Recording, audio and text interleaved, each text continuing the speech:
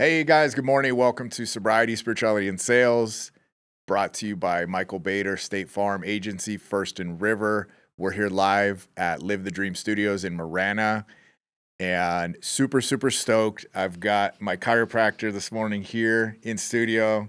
He's 20 years younger than me. He's a prodigy. Dr. Keith McLaughlin, welcome. Thank you. Appreciate it. Super excited to have you here. You know, we can kind of get into how we met, and then I was under your care for the last 3 months. We'll obviously talk about that. But I think I'm just most excited to just kind of get into like the nuts and bolts of what you do, why you do it. The nervous system stuff was the biggest reason that I came to you, and I'm sure we'll talk about that. So as it relates to sobriety recovery, overcoming an addiction, as it relates to business and sales, you know, being calm, being present, being focused, you know, being grounded, I think is always a good thing when talking to a potential client or customer, whether it's in your shoes or my shoes selling something or whatnot, or even if it's talking to your spouse or your neighbor, right? We want to be present. We want to be grounded. So incredible. And then also the connection piece. You know, for me, spirituality is a huge part of my life. So I'm sure we'll touch on that topic as well. So super stoked. So thank you for being here. Yeah. I'm really digesting what you just said. And what I'm doing right now is just like staying present with my experience. More importantly, I'm actually putting attention on the field between us right now. I'm like, what's in the space between us right now? And a couple things come up that I want to highlight is just like, I feel more invested in the why.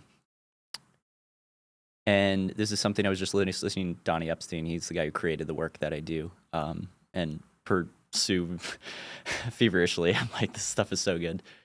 And I was listening to him talking about systems theory models and application to human system, right? If we're using a systems theory, it applies in physics and it applies to like our whole world. It doesn't matter if you're looking at a human body or you're looking at a sun or, I don't know, geology. Like systems applies to systems, right? And when we look at a system, he said something really interesting. He said, when you change the part of a system, nothing changes. When you change the interaction between parts, you change the parts. When you change the why behind the system, the entire system changes. And so this is drawing back. It's like, okay, what does this have to do with chiropractic? Don't I just do bad backs and all that stuff? And there's a lot bigger context here.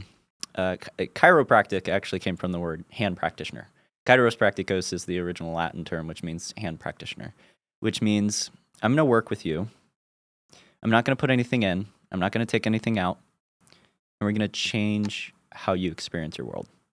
We're going to change how you feel, how you're relating to your world. We're going to heal from the inside out, essentially. That's what our focus is. And we do that through our major focus is focusing on nervous system health, nervous system function, and looking at how your nervous system, what story is it telling about your life? And again, sticking with that why. So when you come in and you say, you know, Keith, I got this neck thing and, you know, it's just been bothering me. And I'm like, what do you want to change? And you say, I just want the pain to go away. Just make the pain go away, please. Just make it go away. It tells me a story about what you're experiencing, is you're avoiding your experience in real time. It's not right or wrong. It's okay. Like, yeah, stuff hurts. You touch a hot stove, you want to rip your hand back. Duh. Like, obviously. And when you're having pain, I'm just noticing how you're relating to it. And I'm asking the question, why now? What are you experiencing in life? And someone says, well, I got in a car accident 2 months ago, right? And it's really interesting when you're sitting in more of a clinical setting, when you start asking questions, you really get somebody's story. You say, is there anything else going on? Oh, yeah, I'm going through a divorce, but that has nothing to do with it. Are you sure? Because you sure your stress didn't lead you to changing how you're experiencing your world? That change in experience changed your nervous system. And sure, if your nervous system meant you weren't paying attention when you're on the road. You're focused on something else, right? And so I think contextually, and this goes into the spiritual aspect, I think I want to just like go straight to the spiritual aspect because I think that's the most important thing in life is like we're on this weird planet. You know, I was literally looking at my hand the other day. I'm like, hands are weird. Like we got like 5 fingers on it. Like this is a peculiar experience we're having. You know, we're alive. You know, it's just like taking it, drawing back a little bit. And it comes back to like, what do I value in life? What do I want to step into? What feels important? What's the meaning behind that? What's the energetics behind that? And something in Network Spinal, which is different, which I am a chiropractor through and through. I focus on the nervous system. I focus on getting people connected to their inner life force, and the inner life force, which is like Mother Nature, right? And in that connection, we often find something way deeper in life, and that's what I'm focused on. I want that thing. That's like the juicy good stuff. You know, it's cool when, like, you know, it's one thing. And can I share some of your story of like what happened in the office? Is that okay? Absolutely, yeah. Yeah. So like you came in, you mentioned neck pain, but then we started talking more, and you're like, actually, I'm like kind of ADHD, and I kind of struggle focusing, and I'm feeling different, you know. And so my excitement wasn't when your neck pain went away. My excitement is when you came into the office and you said, I'm listening to people in conversation.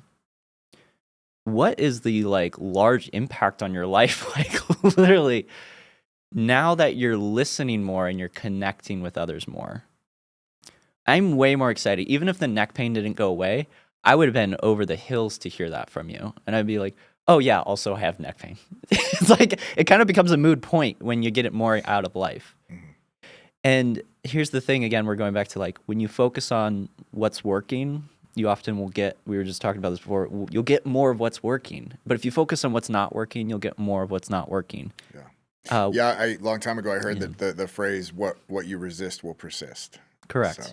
Yeah. And we have all the kind of outline and network and the technical stuff of the itty gritty of what do I do when I'm here? I'm in this resistance. I'm in this fight, you know, and I'm like, I want to stop thinking this. I want to stop living this way. I don't want to feel this anymore. I don't want to experience this. And network kind of, as it got developed, Donnie Epstein started building out a blueprint to understand, what do I actually need to do when I'm in this space? And how do I know, how do I move forward? And so there's times like a case, we have 12 stages of healing, which is like the long, very detailed version, but you know, like stage 3 where we feel stuck and we all we want to do is just hold apart. We're like, God, I feel so stuck. And all we want to do is unstuck ourselves. And the more we try to unstuck ourselves, the more we resist, it persists. Instead of being, God, this part of me feels so stuck. I feel stuck in the way I'm seeing the world. Why can't I stop thinking these thoughts? Why can't I stop being here? And then taking space to actually experience that for a second. And then the second layer is, I'm sorry I haven't noticed you in a while. And it's really interesting that that's the guide for it, because usually the parts that get stuck are actually wanting attention.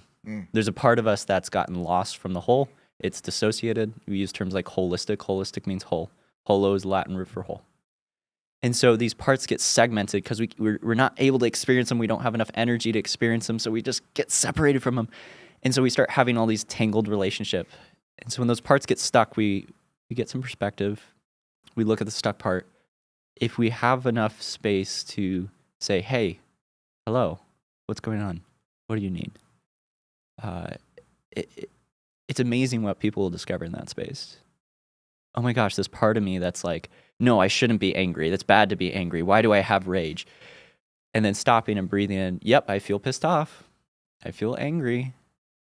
And then stepping to the second layer and like, what's my anger actually want? What's the part of me that feels angry? What am I experiencing in that? Oh, I don't feel safe. I don't feel safe with my partner. I don't trust that my partner's going to actually listen to me. And so when we have enough space to slow down, what we realize is these parts that we're resisting is actually, it's the gift nicely packaged. And we're looking at the packaging and we're like, yeah. You know, this packaging in this case might be the feeling of stuckness or pain.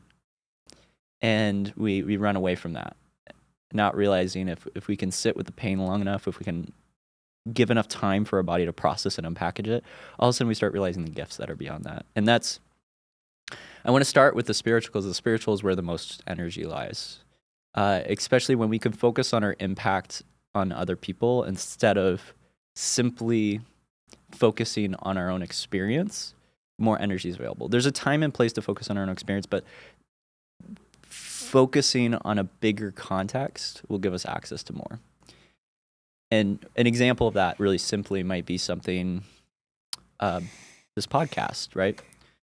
We could come in here and it could be like, hey, Mike, we're just going to talk about me today, how great I am and how amazing I am and how great I am. And I would say even for the listeners and yourself, like digesting, what does that feel like when I say, how does that feel in your body energetically when I say, I'm going to talk about me, I'm going to talk about how much money I make, I'm going to talk about how cool I am. It's just like, I'm like, I'm like, I don't even want to, like even try it on. It feels nasty, but and like I said, there's a time and place. It's a part of our experience. Versus I'm like, somebody out there right now is hurting. Mm-hmm. They're in pain. Their life fucking sucks. And I say that with all emphasis. And they need an upgrade. They need to change. Mm-hmm. And we're talking physical pain, emotional pain, spiritual pain. The whole thing, up and down. Holistic. It's all the same. Yeah. The physical, the emotional. I get that all the time. Is this emotional or physical? Yes. Yeah. It's all moving together. It's Right. all one unit. It's all moving together. And the thing is, like, and the spiritual pain is the deepest hurt too. Yeah. That spiritual pain, the feeling the separateness from the world around you, that's the deepest hurt. The spiritual gift is feeling the connection between all. Yeah. The connection with everything. And I think I've shared this with you, and I share it quite often, is the opposite of addiction is connection. Yeah, yeah. The opposite of PTSD is connection. The opposite of disease is connection. Yeah. I talked to a guy at my gym yesterday, and he suffers from PTSD. He's an ex-Marine, and his therapist says, hey, I think it's important that you go to school at school and not take online classes because you need that connection. Yeah. And I told him, hey man, I'm real proud of you that you actually, are seeking help, but then also listening to this person and taking their advice, right? Because you could easily hole up at home if you're in pain, if you're in disease, if you're in addiction. So getting outside of yourself, getting connected to others around you there's a healing mechanism to that, would you say? Yeah, the connection, I think specifically is the service element. Like I was talking about before, like with me, I'm like, me. When we get into victim mode, like if someone, let's use the PTSD case. And first thing I want to mention, I'm not a therapist. I'm just talking about the energetics from what I work. And I'm going to talk about my knowledge and what I know about it and as best I can. PTSD, from my understanding, when we look at like the neurology, is it's almost like a cyclical reaction in the limbic system. So basically, the part of your brain that's emotional keeps kind of repeating the event. It's like, oh, shit, memory. Okay. Now we have two styles of PTSD, which you have the PTSD like I went to war and saw some effed up shit, and I could not process that. And your body's like trying to go back, but it's like, I can't handle this. I don't have the energy. It's like, you kind of get 1 foot in, 1 foot out, 1 foot in, 1 foot out. In the case of a new recent diagnosis that I've heard, which is complex PTSD, or that's more of like small traumas over time. So repetitive small traumas lead to kind of like building this kind of more massive memory file of like this experience or re-experiencing. But what it is it's disconnection from the experience. You had an experience, your body said, I can't handle this. But the body's going to hold on to the memory in some way. So there's part of you that's segmented from the experience and is kind of looking at it, and there's an in and out. There's kind of the shifting where you're trying to reintegrate it, but you can't fully do it. You try to reintegrate it, you can't fully do it. And there's some interesting research on mushroom usage, psychedelic usage around this. And my theory of why psychedelic usage was effective treatment for it was because the psychedelic forces you to re-experience it. There's not this like dipping your toe in the hot tub. It's just like, get on in there, and then when you have that, either two things happen, you're able to reprocess it or you don't. And if you don't, then you're still stuck in the same boat. And so, like I said, there's a time and place. I'm not saying, hey, you need to go dive into your trauma. And I think there's a safety, there's a way to approach it. That can be done with the therapist. That could be done with a somatic therapist. Like there's different ways to approach that. And I'm highlighting the disconnection. It's not just a disconnection emotionally with the world around you. It's a disconnection internally. Even in your own brain, neurologically, your body's disconnected from the experience. And it's like, I don't know how to handle this. And it's doing the best it can to handle the situation. I have so many favorite lines from Donnie, but another one is, pathology is a pathologic. That's what it is. It's pathologic your body takes to try to maintain and survive with the relationship with the world. And so when we look at it that way, instead we look at the pathology as a way of your body down-regulating its energy to try to conserve and hold on to reality as best it can. And this is a very, like we were talking about, it's a very different paradigm to look at. Instead, looking at the cancer as the solution, instead of dying in the moment, your body's trying to find a way to manage the energetics, the physical as well, of how to manage the conversation that's happening in your body and try to work with it as best you can to keep you alive long enough that you might discover why you're in that situation in the first place. Yeah. And again, that's talking from a very spiritual perspective. Right. There's a time and place for medical intervention, and I'm talking specifically on the healing side of things. Right. You know, I can remember having something traumatic happen to me as a child, and literally my thoughts were, I'm going to take that thought, I'm going to put it in the back of the brain, I'm going to lock that up, and I'm going to just never think about that again. Yeah. So that disassociation, is that correct? Yeah. You're dissociating from the experience because you said this is too much. Right. And I want to be clear, that's not wrong. That is a survival mechanism from the body saying, this is too much to handle right now. If this goes up to my brain, my whole nervous system is just going to shut down. And so what your body's doing is choosing a safe approach. The issue we're seeing, or at least how we're looking from a nervous system and network perspective, what's been discovered in network, is our bodies actually have systems in place to start recovering that information and reprocessing it, is what we see in the network wave and what we see physically on the table. And what we're seeing is also, over time, what Donnie started seeing in the practice and the work is that the nervous system started to evolve. Everybody's nervous system started finding new strategies to handle stuff even better. And so this is kind of a little bit new in the last 40 years of what we're seeing is nervous systems are learning to reprocess trauma even more effectively and efficiently, which is really cool to see. You're like, oh, whoa, the body learned like a new way to do this. Like it's learning new ways. And so some people don't have those strategies in their nervous system yet. And that's kind of the point of network, is to help your body start developing those strategies to help reprocess those experiences. You might come to me and say, hey, Keith, when I was 5 years old, my mom was always frantic. She always was bouncing around, and that seems to be the reason I have ADHD. It's that like it bouncing around. I couldn't handle the bouncing around, so I learned to become just as frantic, and I tried to match the energy, and because I learned from my parents that this is how the world works. Is that in order to keep my head above water, I got to keep moving, and we definitely have a world that's generated for that. So it's no surprise we're seeing like increases in autism, ADHD. There's other reasons for that environmentally, but there's a laundry list of stuff. But you might look at that experience and see that specific experience. It's not so much important the content as it's important the way you're relating to the content and how you relate. What was really interesting at some point is, when we're looking at the research, and I was just listening to this the other day as well, as Donnie was talking about this, is the first aspect of network is we do this light touch work. And I mean literally light touch. I mean, everybody, I always feel like people don't get what I say when I mean that. I'm like, I'm literally going to tap you. And it's not the impact of my tap, it's the impact of what it has on your nervous system, right? It doesn't take a lot of force. It doesn't need a big thing. We need a small thing to make a huge difference. And I imagine most people have experienced this in their life. There's like one little thing that just happened, and it just led to another thing, and it built and built and built. It became bigger. You call it the butterfly effect, right? In more like layman's cultural terms. A small thing can become huge. And what we see at the start of network is that little light tap. It triggers something called the respiratory wave. And so the person's on the table, we take a light tap, and then they do. They're like, whoa. Oh, I felt my body like sink into the table. Yeah, I felt like my neck stopped tensing. Oh, I feel relaxed. I'm noticing my heart slowing down. I didn't realize how anxious I was. And so that's where we see the waves start. And that's a reflexive pattern. It's coming from the spinal cord. So basically the spinal cord gets interacted with in a specific way. That's what my job is as a practitioner.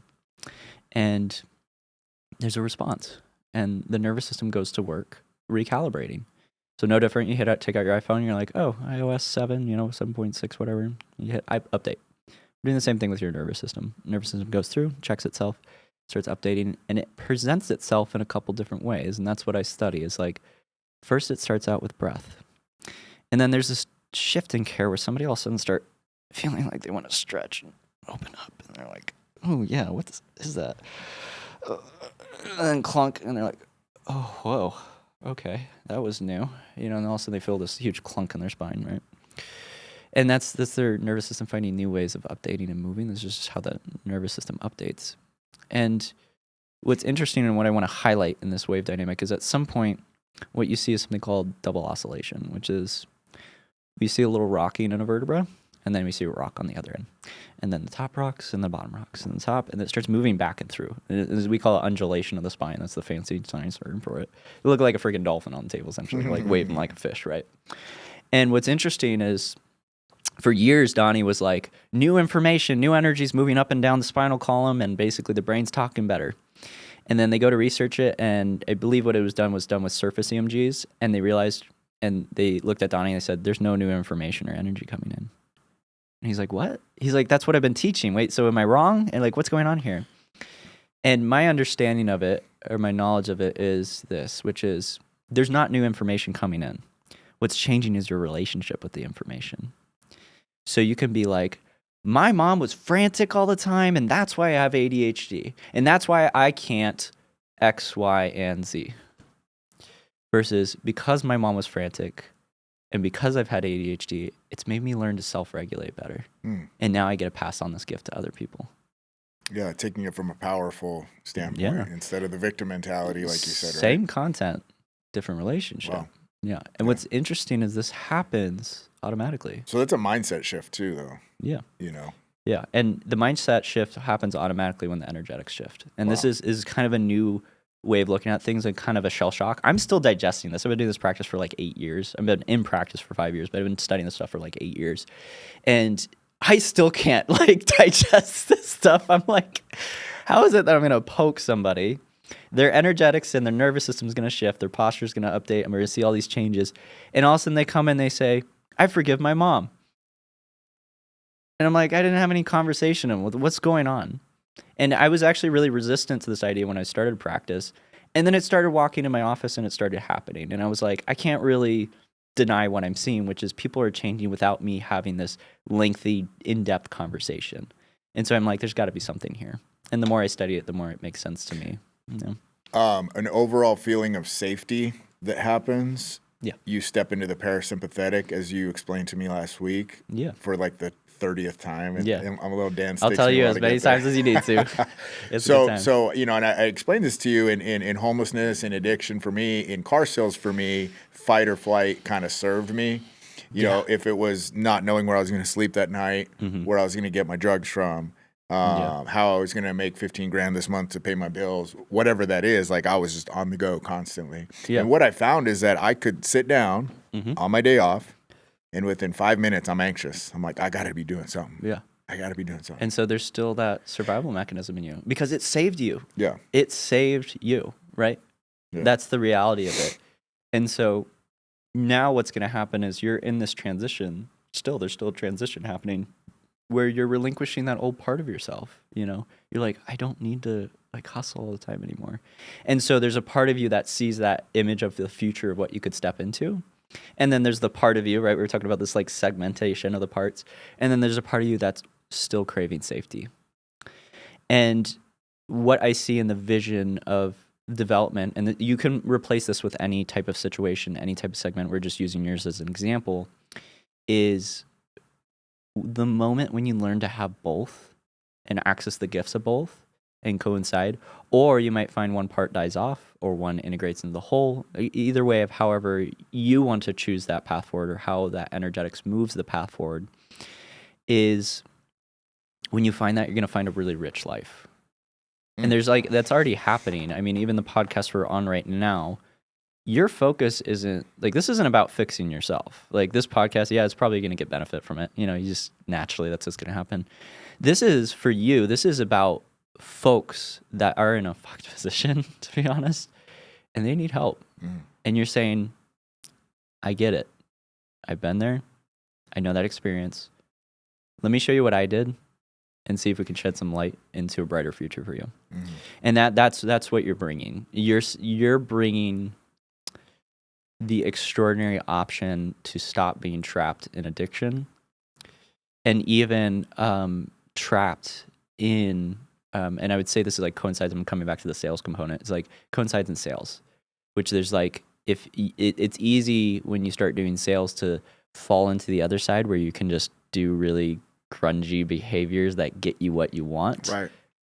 But moralistically feels a little unethical inside you internally, and you could choose that just for the sake of money. Yeah. Right? Yeah. Well, at that point, I think my addiction just shifts from drugs to money, right? Right. Yeah. And that's why I truly feel like business is spiritual. You know, treating people the way I want to be treated. You know, showing up in a way for myself and for my client that that is respectful, that is, honest, that is transparent, that makes people feel comfortable. Yeah, and prioritizing the why and the connection. Yeah. Going back to that, it's like when I get into sales, I'm like, why are you here? Like, what do you want? I want my pain to go away. Okay. What do you really want? What if you got everything you wanted? Yeah, I want to have more connection in life. I want to be able to... There's a part of me that's anxious in connecting with people, and I really want connection with people.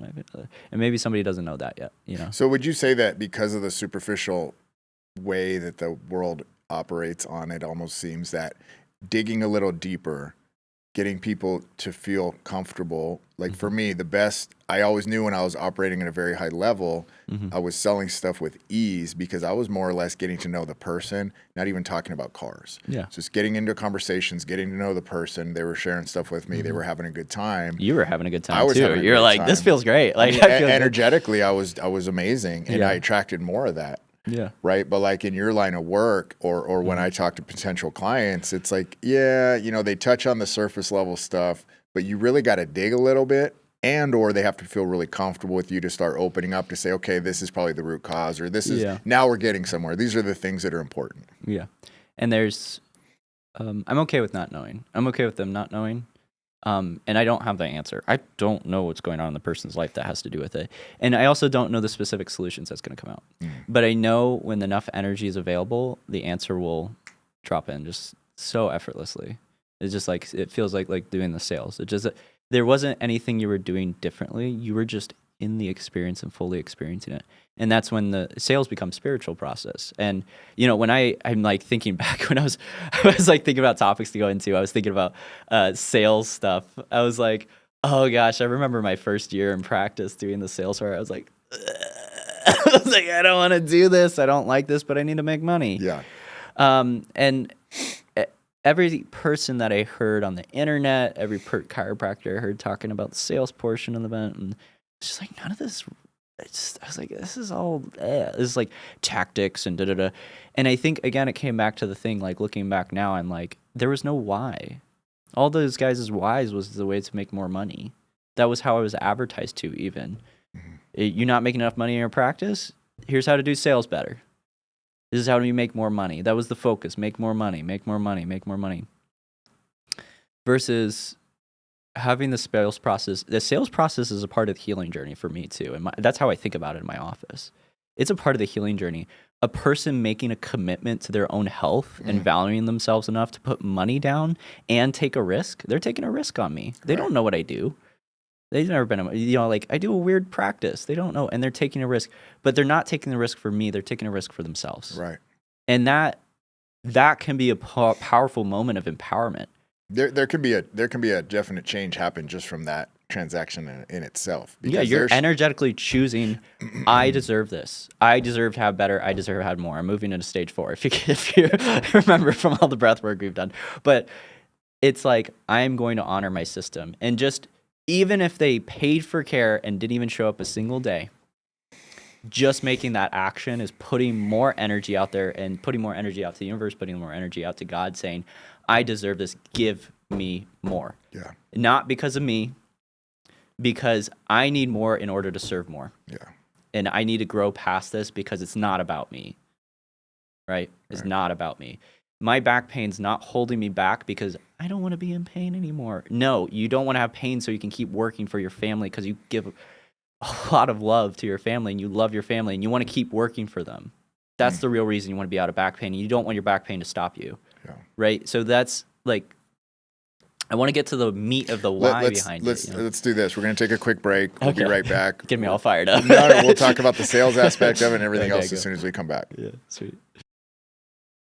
What matters most to you? Protecting your family, your home, your car, or planning for the future? State Farm makes it simple to protect what matters most. Agent Michael J. Bader is here in your community to guide you through every step, making sure you get the protection you need without the hassle. Whether it's auto, home, life, or business insurance, Michael J. Bader can help you find the right plan today. Call 520-878-0098 or email michael@baderagency.com. Like a good neighbor, State Farm is there. All right, guys, welcome back. Sobriety, Spirituality, and Sales. I believe this is episode number 16. Just to fill you guys in, if you're just joining, we're with Dr. Keith McLaughlin. Thank you so much for being here. He's a network chiropractor. We're talking about all things sobriety, spirituality, and sales. And Keith, just real quick, drop your phone number and your website. I know we're doing it on the ticker here, but if folks want to get a hold of you, how do they do that? Yeah, I'm 520-333-2096. That's also a textable line. I usually respond faster by text. You're welcome to call my office, limitlessnetworkspinal.com. I always encourage people, if they feel uncomfortable, I do free online consults. Just like call me up, have a conversation. I think one of the things I value most in care is rapport. Yeah. I want you to feel good about coming in. I want you to feel safe. I want you to feel ready to not have me work on you, but work with you. Right. And that requires rapport and feeling of safety. So if we need to have multiple conversations before that happens and just talk. I think sometimes people forget I have a doctorate and I know other medical information. So if somebody comes in and I'm like, you might want to go get this checked out by a medical doctor. Yeah, and also at the very least, I know you do a lot of referral stuff too, right? I mean, you'll find something to suit the individual, which is what I liked about you. I mean, you seem very willing to help. And if you're not the solution, to help somebody find the solution, correct? Yeah, my goal is your goal. So if your goal is to, and like I said, like my focus is beyond pain, but if your goal is to get out of pain and that's all you care about, that's cool. I'll send you to the right person. Let's make it happen. Yeah. I want our goals to be aligned. Yeah. And I just want to throw this out there. You work on dogs, which I think is cool. Yeah. You offered to work on Chance, RIP, but, so just incredible stuff that you do. So let's jump back into sales. So, I think it's interesting you brought this up. So you're exposed to, you're in your degree, you're about to finish up. They're like, okay, now you got to make money. There's this process, this sales process that you got to do.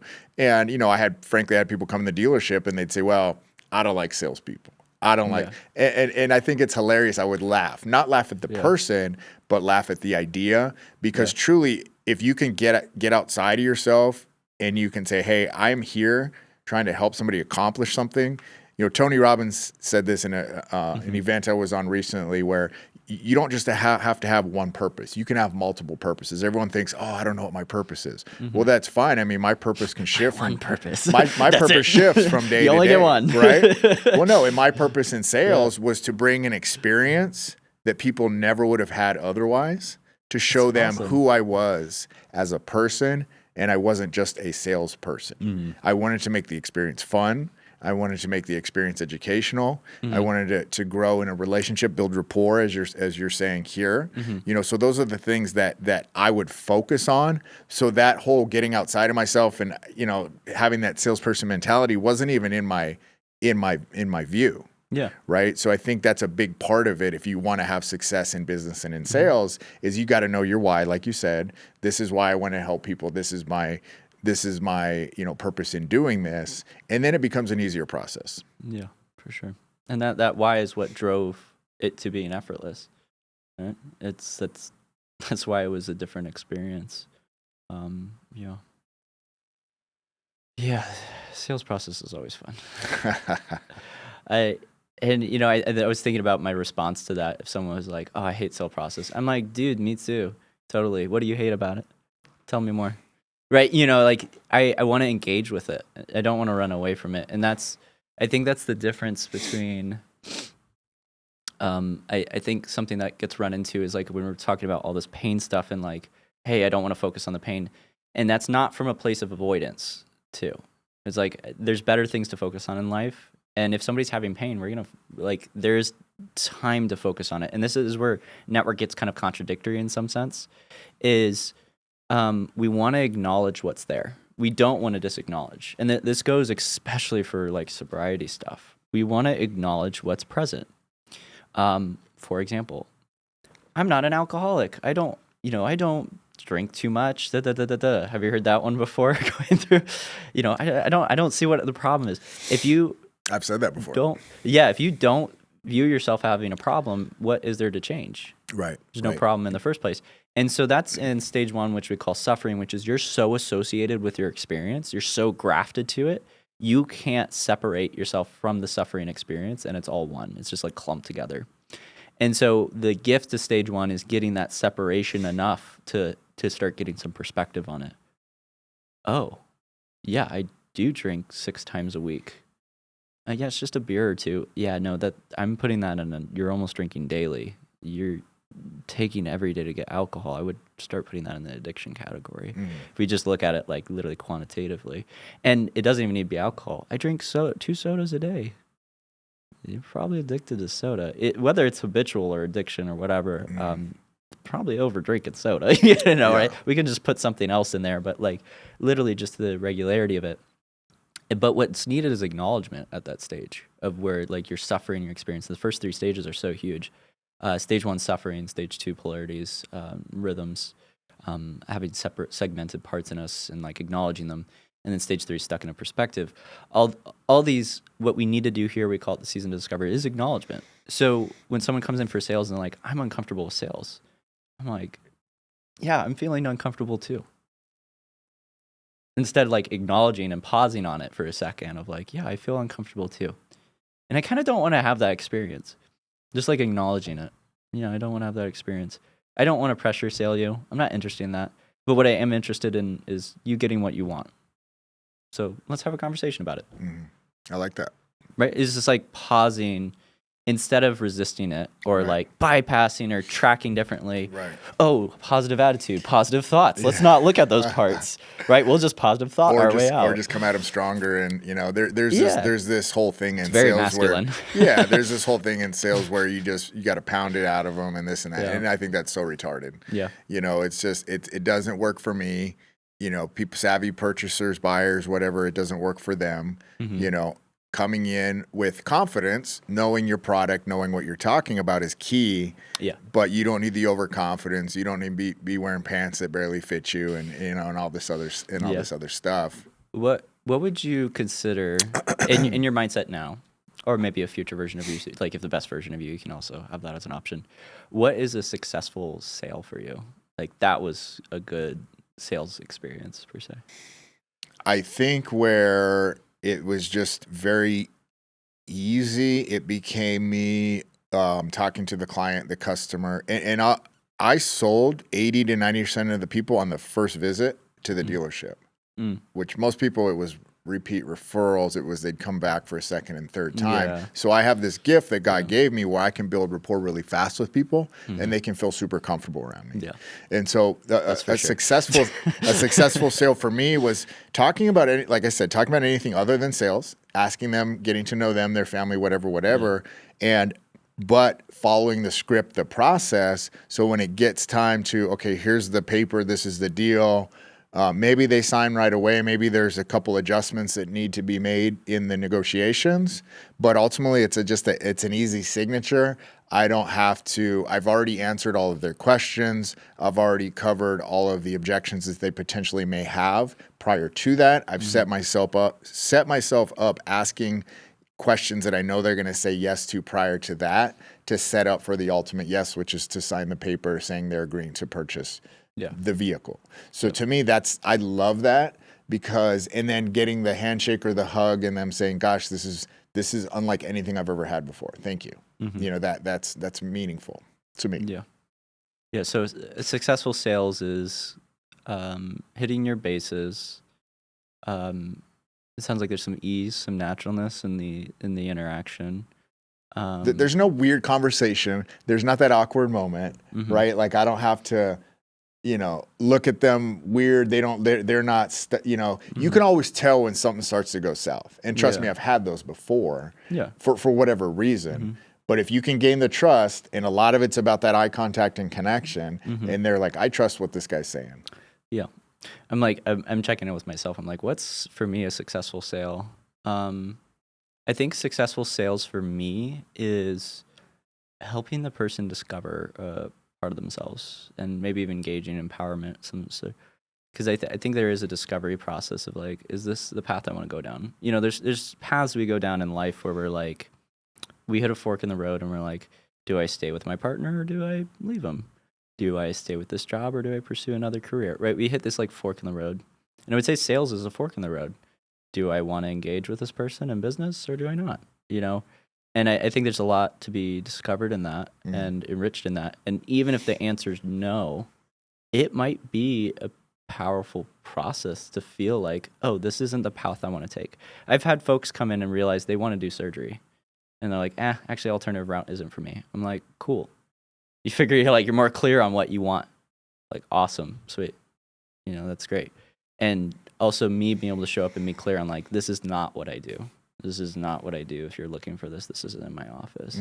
And so I guess a successful scale includes discovery, empowerment, and an enriching of the person's life. Really. I think that's what successful sale. And that doesn't necessitate a yes or no. That could be either or on the spectrum.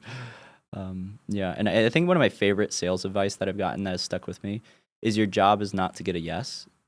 Your job is to figure out if it's a yes or a no. And if it's a maybe, keep pursuing and following up.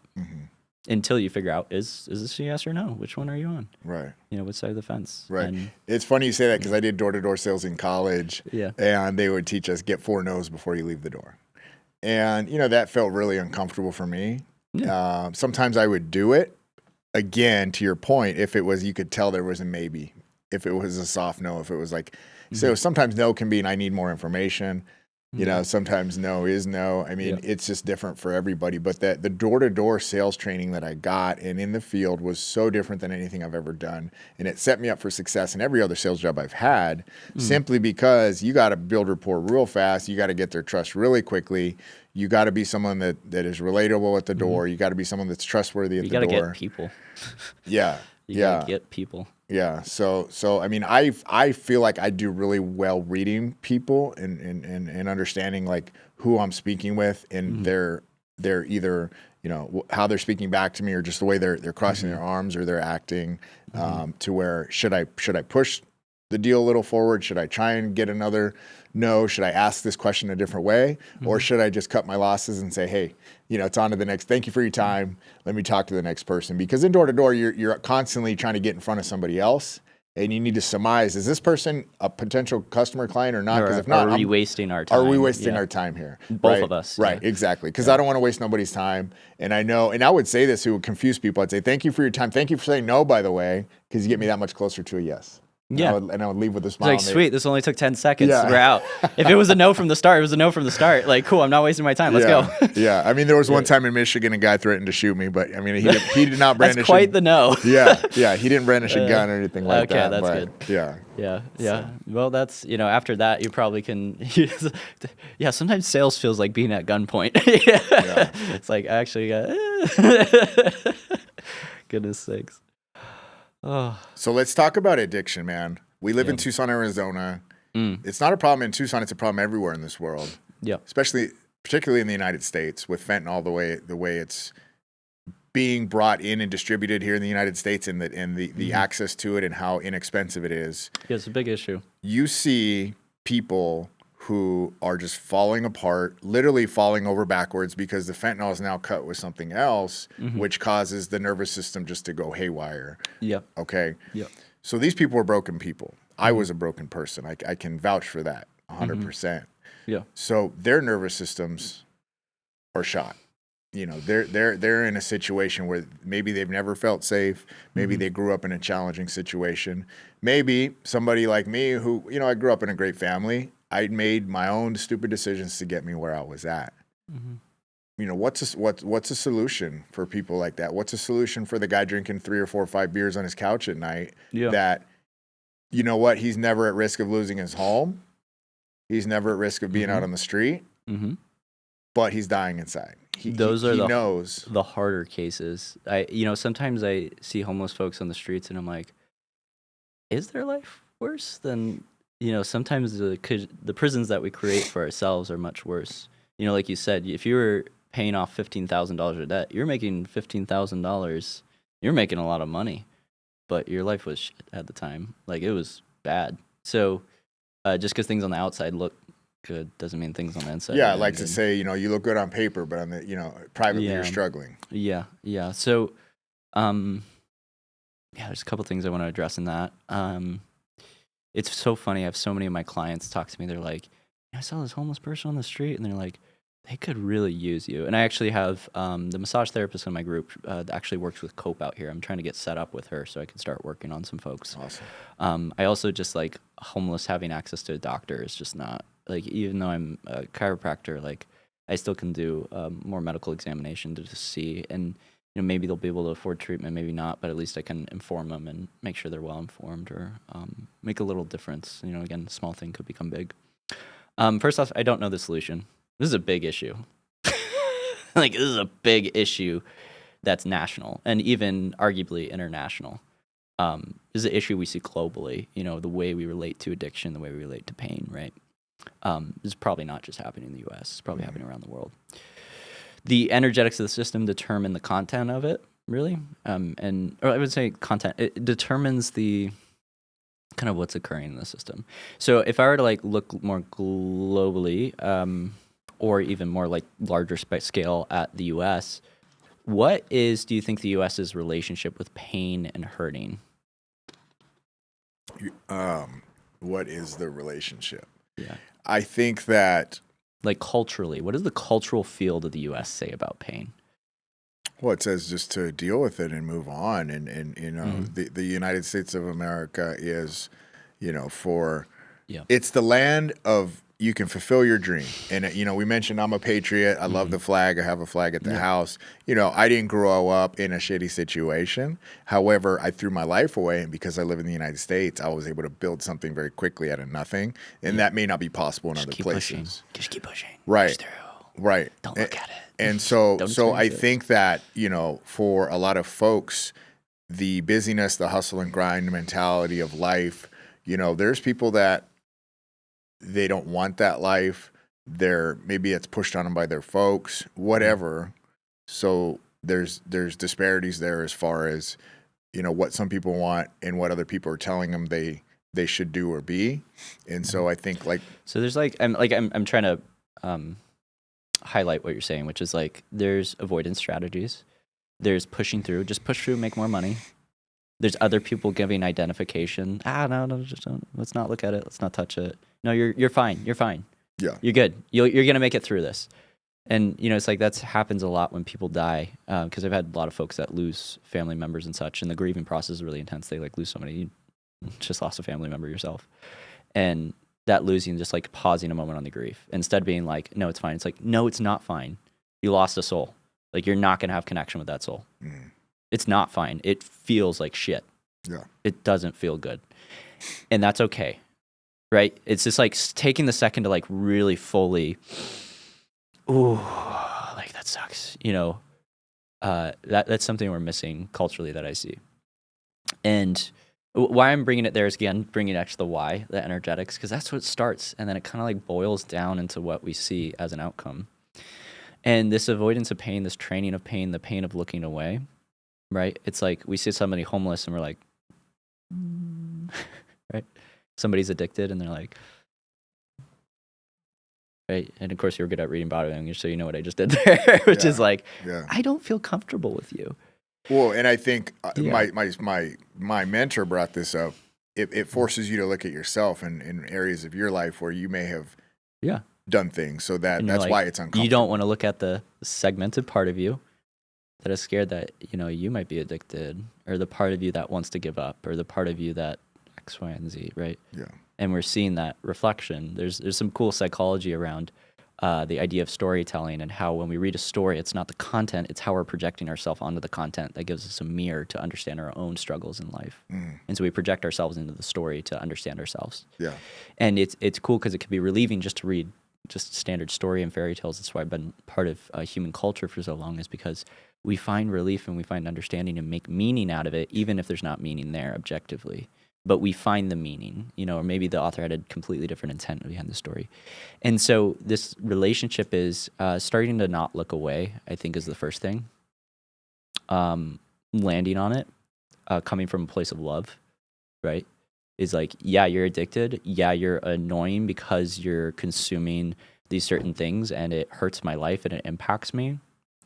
You don't have to change it. You can keep doing what you're doing. And that might go into more of a motivational interviewing technique, or kind of approach to things, which is yeah, you can just keep doing this. Your life will be great. And the instant it's just you might feel the reverse, where you're it's a little bit of, there's some pressure there. And I think the starting thing is not looking away from it. you know, and it's like I pulled up to one of the stoplights the other day, and it's literally somebody homeless at each, you know, corner, and it's just, and that's what I've been feeling recently too, is just like there's a lot of people homeless, and I'm like, how can I contribute in a way? And this is, I don't have the answer to this question, but this is the question I keep asking myself: how do I contribute in a way to those that have lost their path that isn't pouring into an empty bucket? Because I don't want to put energy into an empty bucket. It's not going to go anywhere. Yeah. But how can I contribute in a way that helps like a shift in the nature of somebody? Mm-hmm. Again, it comes back to that why, the shift in the nature. You know, I think that ultimately, you know, based on my experience that I had to pick myself up, dust myself off, and help myself. Mm-hmm. And the looking at myself, looking at my actions and what I was responsible for, and you know, was key. So I think to a certain extent, a lot of these people are in this situation because they've never done that. They can't do it. They won't do it. There are certain people. I believe in helping somebody a hand up, not a hand out. You know, I love that. That's exactly what I'm talking about. Right. Yeah. And so for the ones that want it, and there'll be people there'll be some amazing stories in the next 5 to 10 to 15, 20 years of people that overcame fentanyl addiction, that they overcame some of the most insane situations, that become leaders of society. I truly feel like the new leaders of this world are people that have probably dealt with the most horrendous things and found a way, not over it, under it, around it, digested through it. Right. And this goes back to the topic we were talking about, holistic, right? When that segmented part can get digested and come back to the whole, it becomes a gift, it becomes something empowered, and it becomes magic for other people in their life. It becomes something worth giving, right? And that's, again, the hand up. You know, don't pass out money, offer a job. Like that's the difference, is like offer the opportunity. And if somebody doesn't have enough energy available to access and like step into that, it might not be the right time. Now, my job and like that, or my gift in that, is bringing the energetic component, bringing the awareness. I have folks that come in really deep in stage 1, and it's not easy even for me as a practitioner that specializes in it, because it's like learning to have the person really surrender into the experience of the suck, as I call it, which is just like being fully in the suck. Is my life's not the way I want it to be, and it sucks. And then like fully being in that experience, it gives enough space to start leaning into the empowerment. You know, the experience you're talking about is what we typically term as stage 4, which is the initial part of stage 4 is I'm mad as hell. I'm pissed off. And I'm not pissed off at the world. I'm not pissed off at what happened. I'm pissed off that I keep doing this to myself. Right? It's like I'm pissed off at that. Yeah. And there's enough energy that rises. The energy behind that. Yeah. You can even hear it as I'm talking right now. And I'm trying to embody it more. It's like the energy rises to the point where you say, enough of this. Yes. I take my power back, right? Absolutely, 100%. And then the last one is what changes it, which is I deserve more than this, right? I deserve to have a better experience. Not I deserve to have less beating down from the world around me. I deserve to stop abusing myself. Right. So let's talk about the guy on the couch drinking 4 or 5 beers a night now. Yeah. He's got a home, he's got a mortgage. On paper, he's doing great. Mm-hmm. When is that going to happen for him? Is it easier for somebody like myself that lost everything in their life but their clothes on their back to make that decision? Because, I mean, frankly, had I kept a job, had I been able to maintain, who knows if I would have made the change, right? Like these are people that are kind of pacified, people that are just okay doing what they're doing. They know deep down inside that there's a problem and their life's passing them by. Yeah. And I'd say bring the energy that I just brought, and it's a decision. Yeah. Bring the energy of directness, of living up, and like I brought that more masculine, but you can bring it more feminine too, is bring the directness, and they're at the crux, they'll feel the pressure, and there's either two things going to happen. They're going to step up, or they're going to fall into old patterns. Yeah. And it's up to them to make that decision to lean into the experience. Now, sometimes it's not the right time. Like I said, sometimes that stage 4 doesn't come till later. Sometimes it's time to be like, how do you actually feel on the inside? And they're like, oh, yeah, I feel all right. Yeah. I'm like, no. How do you actually feel? Yeah. You ever hear somebody be like, you're like, how's your day going? And you're like, fine. I'm fine. Yeah. You know what fine stands for, right? No, what's that? It stands for fucked up, insane, neurotic, and emotional. Yeah, I'm fine, right? Yeah. I'm fine. Everything's okay. You know, that plastered smile. It's like, dude, if you're having a shit day, tell me you're having a shit day. Yeah. And I try to emulate that in my office. I hope that's gotten across, where I'm like, if my day's bad, my day's bad. And what I'm trying to do is I'm trying to model owning your experience, not in a way of like responsibility, but owning and acknowledging, yes, my day is sucking right now, and I'm not going to let that hold me back from serving you. But I'm still going to be with the suck at the same time. Just letting you know. Yeah, I love that. You know, like amazing. Both are going to be here. Yeah. You're like, my day's terrible, but you know, fuck it, let's keep going. So do you still do the breath work at your office? Yes. Monday nights? Yes, every Monday. Are you still doing the other one at the facility downtown at 2 on School? I don't currently. I just found the space not to work. I love that space too. Also, quick plug. What is it? Oh, I can't think of the name of the space. Do you remember the name of the space? I don't. I want to like plug them real quick. Yeah. It's so cool because it's a sober nightclub. Yeah. I love the thought of it. Why can't I think of a space? Solar Culture. Solar Culture is downtown. It's a beautiful space. I met the woman running it. She is an amazing human being. Really cool. Highly recommend it. It just. You know, it's one of the spaces I went into. I'm like, oh, cool. Not college students that want to get drunk and want to, you know, fucking that's it. You know, like it's like actually a space where you can go and dance and get into your body, and it really invites that space. So, no, I'm not. It's not fit for my space. But Mondays 6 to 7, I do it at my office. So if somebody wants to maybe meet you, reach out to you, kind of. If you want to experience this work, that's the best way to do it. Okay. Hop on an online consult with me. We can chit chat, or come out on Mondays 6 to 7. Okay. It's usually quiet night days because I've been advertising a lot for it. So you might get a one-on-one session for you. There you go. But and I don't charge for these. These are always. And open. I can tell you firsthand, it's an amazing experience. I mean, the what first time the first time we met in the park, I'd find myself hugging you and some other random guy. You're like, oh my god. Like, what is happening? And I'm bawling my eyes out. It was an incredible experience. Yeah. And I was open to it, you know. You got more in connection with yourself. You know, because, you know, for somebody like me, I know this, and this is what I try and tell my clients. You got to replace the drugs, the alcohol with something worth living for. Otherwise, you'll fall right back. Yeah. So at this point in my life, I want to keep growing as an individual. Mm-hmm. I want to keep helping people around me. I'm building things in my life that are way more important than going out and getting drunk or. Fun little tidbit. Yeah, the way our brain works is really weird. I feel like I could make an argument that everything's addictive.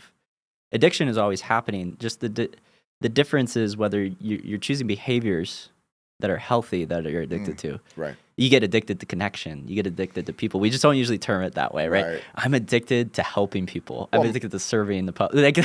My guest 2 weeks ago, he's like, I have one speed at 0 to 100. He's like, it's pickleball now. It's do it. You know, it's my work. It's relationships. I mean, it's so true. You know, those same characteristics and traits that we have. I've mentioned this time and time again. We don't lose those. We just use them for good. Yeah, and that's a life worth living. You know, and it's more than that. Like, life wants to be lived. Like, life wants to be experienced. And the more you lean into that, like, the more richness you'll find in life. Really. I love that. Yep. I think that's a great way to end the show. You can drop that. Mic drop. Keith, thank you so much for being here. Yeah. It's been an incredible show. Thank you so much. I really appreciate it. Brought to you by Michael Bader State Farm Agency.